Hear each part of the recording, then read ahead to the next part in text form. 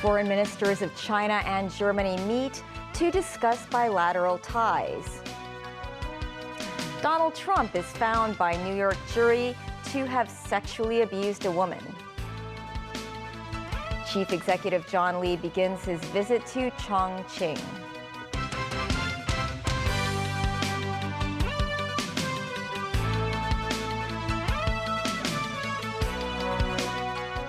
Hello and welcome to TVB News. Foreign Minister Qin Gang is in Berlin on the first stop of a three-country European trip.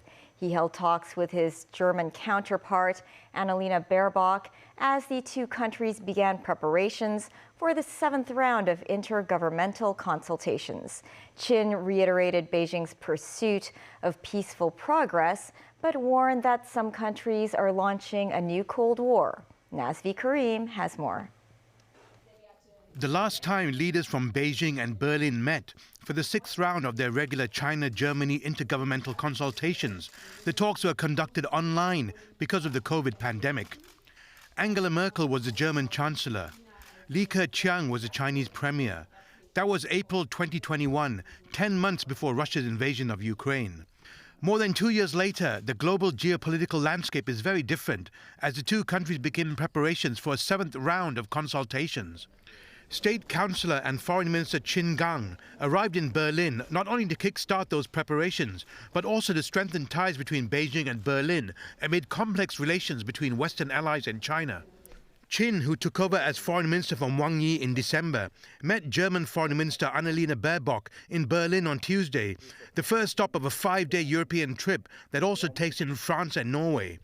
He urged China and Germany to adhere to the right path and jointly oppose the new Cold War and the decoupling of economies and severing of supply chains. He said dialogue and communication should be the solution for navigating interwoven global turmoil, calling for cooperation instead of confrontation. Baerbock said Germany is willing to work with China for positive outcomes on a wide range of issues, such as sustainability and climate change, energy transformation, biodiversity and youth exchange. On the Russia-Ukraine war, Qin maintained China's stance as a willing facilitator of peace talks and that Beijing would not be supplying Russia with weapons. He also said that countries sincerely committed to peace and stability in the Taiwan Strait must strictly abide by the One China principle and oppose any move for Taiwan independence. Baerbock said Germany attaches great importance to its relations with China and was looking forward to the seventh round of intergovernmental consultations. Nazvi Karim, TVB News. Canadian Prime Minister Justin Trudeau said Canada will not be intimidated by China following tit-for-tat diplomatic expulsions between the two countries. Ottawa expelled Chinese diplomat Zhao Wei on Monday over allegations related to foreign interference. And hours later, China asked a Canadian diplomat in Shanghai to leave by May 13th. Trudeau said Canada will not be intimidated. China has urged Canada to stop its ill-founded and erroneous actions. The jury in a New York court has found former U.S. President Donald Trump liable for the sexual abuse of a woman in the 1990s. But Trump, who hopes to run for the White House again next year, was found not guilty of raping her in the civil case. David Garrett reports. The former president of the United States, Donald Trump, was found liable by a civil jury for sexual abuse. This was not a criminal trial, but the 6 men and 3 women jury decided he was guilty in less than 3 hours. They found Trump abused writer E. Jean Carroll and defamed her when he called her story lies and a hoax. Thank you for your courage, E. Jean. Jean. Thank you. Jean. Badass. Good morning. How are you? Good luck to you today. Carroll arriving at the court before the verdict, she claimed Donald Trump raped her in the dressing room of a luxury store, Bergdorf Goodman, in 1995 or 96. Supporters on the sidewalk shouted out goodwill messages toward the 79-year-old woman. Trump insists he never sexually assaulted Carroll. 2 friends testified Miss Carroll told them about the assault shortly after it happened. Other witnesses claimed Trump abused them too. The jury believed them and Carroll, awarding her damages of $5 million. As the verdict was read out, she held her lawyer's hand and nodded approval.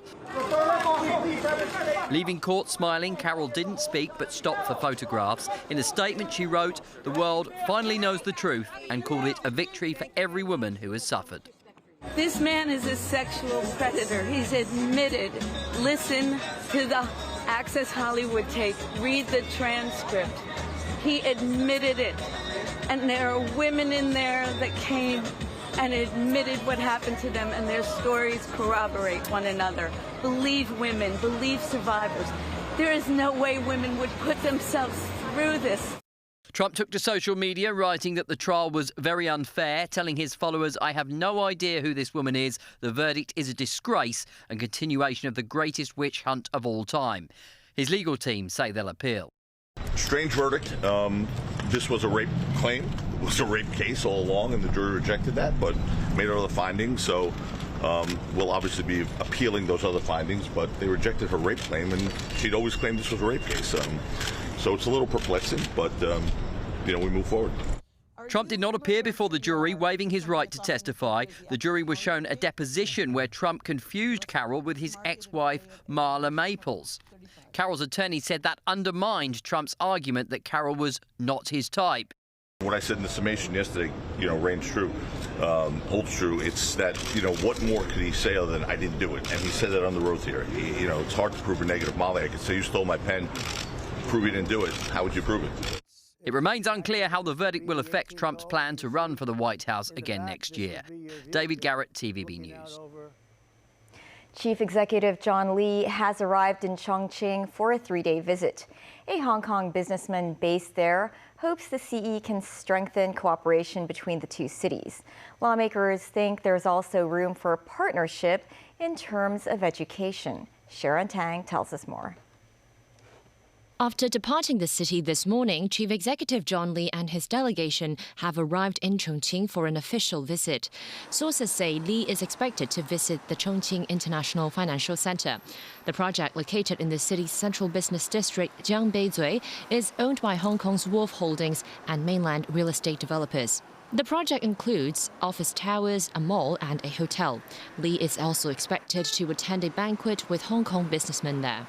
A Hong Konger has based his paper manufacturing company in Chongqing for the past 15 years, leveraging the city's huge demand for paper as a logistics hub. Under the Chengdu and Chongqing Economic Circle Plan, China aims to turn Sichuan and Chengdu into a major manufacturing production base. Despite being far from Hong Kong, Mr. Lee thinks Chongqing is a land of opportunities. Lee hopes this trip could help strengthen ties between Hong Kong and Chongqing in areas including business, sports and tourism. Lawmaker Tang Fei, a former headmaster who has close ties with the Chongqing municipal government, suggests closer ties between schools in Hong Kong and Chongqing. Tang said Hong Kong students can visit the former base for nuclear development, air raid shelters, as well as science applications at Chongqing universities. During his visit, John Lee is expected to tour innovation and logistics facilities in Chongqing on Thursday morning before meeting with the officials in the afternoon. Sharon Tang, TVB News. Secretary for Culture, Sports and Tourism Kevin Yeung tested positive for COVID. Meanwhile, the hospital authority said seasonal flu has reached its peak while COVID cases continue to rise. VHA says an average of over 6,000 people sought medical assistance at hospitals each day, either for flu or coronavirus. Health authorities noted that most of those hospitalized for COVID are senior citizens, with several requiring oxygen. The HA also announced today that the North Lantau Hospital Hong Kong Infection Control Center will open 2 new wards. According to the Travel Industry Authority, since the reopening of the mainland Hong Kong border, more than 9,600 tour groups have visited the city. Among them, more than half of the tours cost 500 yuan or less. Veronica Lin has the story. Some mainland tour groups arrived in Hong Kong and filled up restaurants in To Kwa Wan. According to a document submitted by the Travel Industry Authority to LegCo, since the border reopening to Sunday, 9,674 tour groups have visited the city. Among them, 47% stayed for 2 days, 39% 1 day. From the end of March, authorities have required travel agencies to keep a record of fees and other information. As of Sunday, 54% of some 3,000 registered tours cost 500 yuan or less. Meanwhile, from February to Sunday, including the Labor Day Golden Week, the Travel Industry Authority did not receive any complaints. However, it did receive 7 requests for assistance, including 3 cases involving the return of items purchased. The rest were about issues such as the cost of the trips and the attitude of tour guides. LegCo member Jeffrey Lam said that over the Labor Day break, many budget tour groups dine at the same restaurant day after day. While this in itself does not violate any regulations, surely there must be ways to improve tourist experience. Resin Lau, Undersecretary for Culture, Sports and Tourism, said the groups need to follow the full itinerary to make sure customers get what they paid for and visit the places they had in mind. Lau also said that he would consider adding red tourism for visitors, such as visiting historical sites of the Communist Party revolution in order to diversify the city's tourism industry. Veronica Lin, TVB News. Coming up, University of Hong Kong wins International Science Awards. EU leader urges more ammunition support for Ukraine for war against Russia. Joe Biden and Congress leaders fail to break deadlock over potential federal default.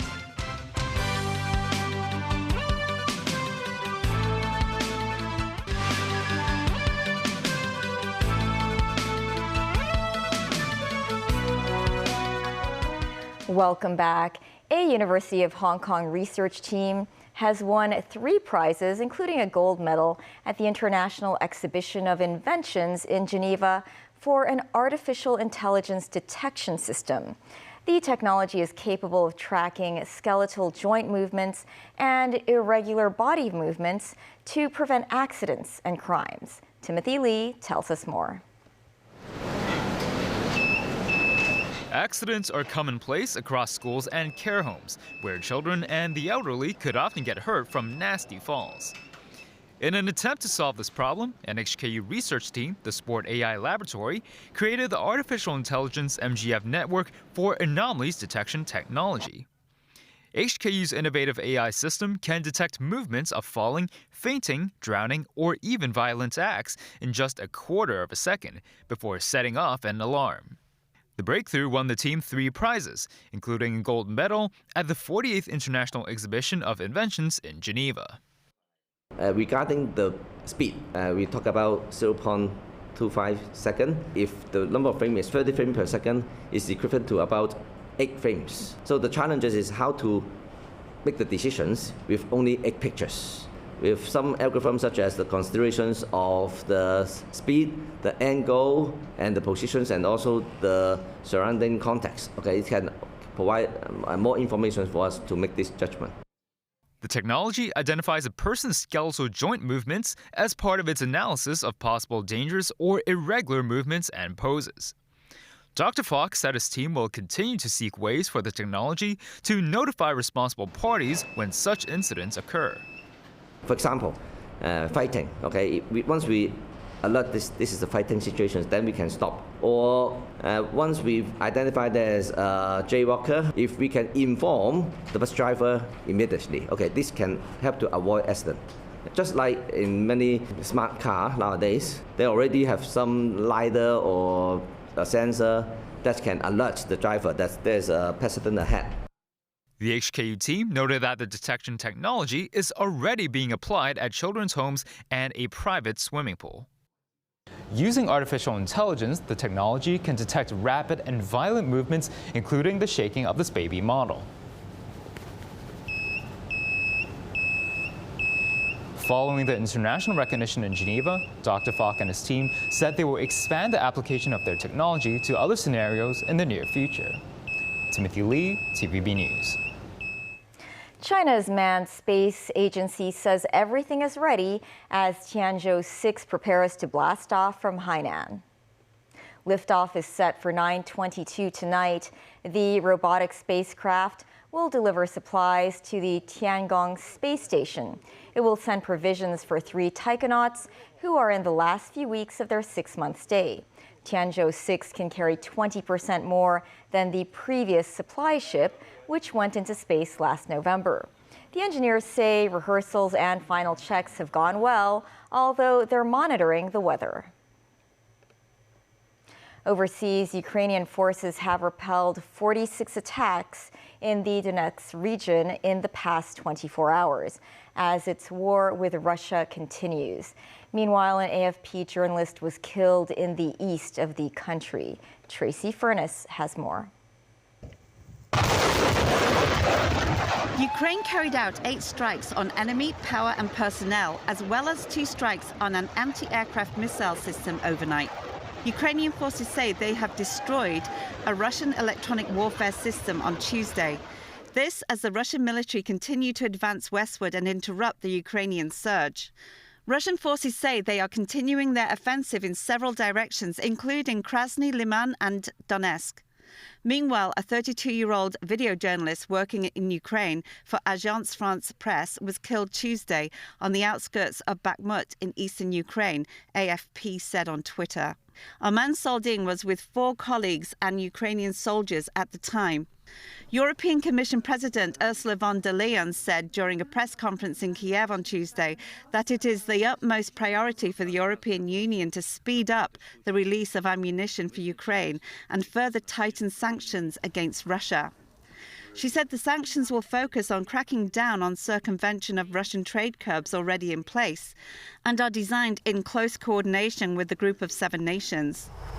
And United Nations said inspections resumed on outbound vessels under a deal allowing the safe Black Sea export of Ukraine grain, which Moscow threatened to quit on May 18th over obstacles to its own grain and fertilizer exports. Last night, our colleagues at the Office for the Black Sea Grain Initiative reported that the Joint Coordination Center had conducted no inspections on Sunday and Monday. The JCC has confirmed that inspections have resumed today on outbound vessels. Tracy Furness, TVB News. U.S. President Joe Biden and congressional leaders confronted each other on the debt limit impasse on Tuesday. They ended their meeting with no breakthrough, but agreed to meet again this week to try to avert the looming risk of an unprecedented government default. NBC has the story. Tonight, a critical meeting in the Oval Office as America barrels toward a potential June default. We're going to get started. We're going to solve all the world's problems. President Biden and top congressional leaders in a standoff over spending. House Republicans recently passing a plan to raise the debt limit if Democrats agree to steep spending cuts. The House Speaker after tonight's meeting. What are the odds of default now after this meeting, and what happens next? Well, the House made sure we wouldn't have default because we raised the debt limit. But now you met with the president. Well, the Senate hasn't done anything. The only reason we are actually here today is because we passed something. But Democrats rejecting Republican spending cuts, instead wanting no strings attached. Instead of him giving us a plan to remove default, he gave us a plan to take default hostage. The U.S. has maxed out its nearly $32 trillion credit card, and Congress has just 3 weeks to raise the limit. A default, top economists say, would lead to financial disaster, a stock market dive, tanking 401ks, and a spike in job losses. Missing the deadline by a week would cost 1.5 million jobs, soaring to 8 million if the deadlock reaches the fall. In either case, a recession. And some federal spending could be in jeopardy, including here at All Saints Food Pantry in Detroit, which could lose a third of its annual budget. There could come a point where we don't have any more food to give. Divine telling us she relies on this food, her family already struggling with high inflation. The cost of living went up a lot, so it's hard. A potential default could also put federal benefits for veterans at risk. We met Shannon Galloway, whose husband Chris served in Iraq and Afghanistan. Since he died 14 years ago, the Galloways have relied on payments from the government. Those benefits literally are how we pay our mortgage, how we pay our utilities, how we pay daily cost of living. So what would your message be to the leaders in Washington? This isn't just politics to us. This is our family. This is our daily life. Back locally, a series of food and beverage exhibitions opened at the Hong Kong Convention and Exhibition Center today, with Financial Secretary Paul Chan attending the events. Veronica Lin was at the exhibition.